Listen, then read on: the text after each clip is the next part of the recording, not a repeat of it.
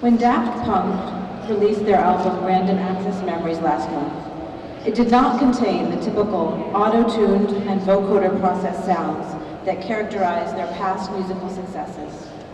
The music was softer, gentler, with live vocals and instruments, and references to earlier genres like disco, jazz, and pop.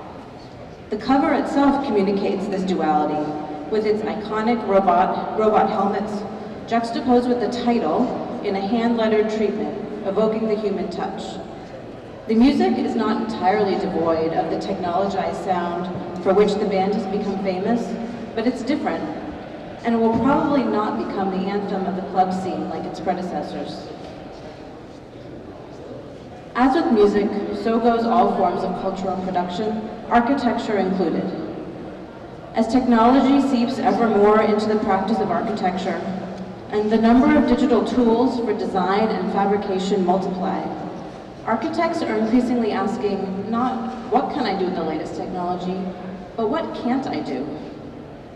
A renewed interest in manual production is hardly surprising.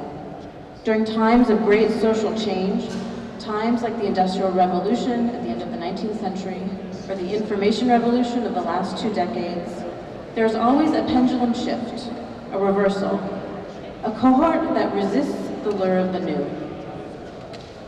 Some will reject all new technologies in favor of a perceived traditional and better mode of production.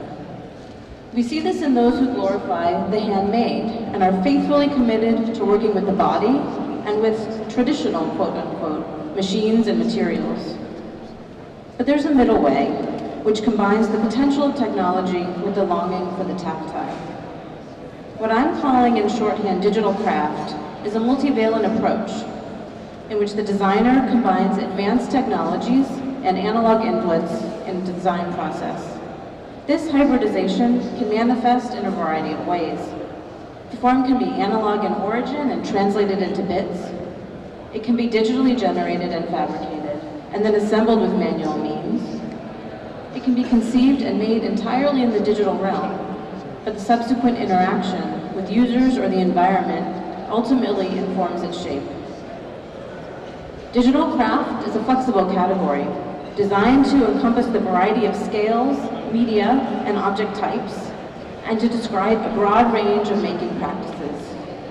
It has the potential for cross-disciplinary experimentation and collaboration among practitioners from disparate fields.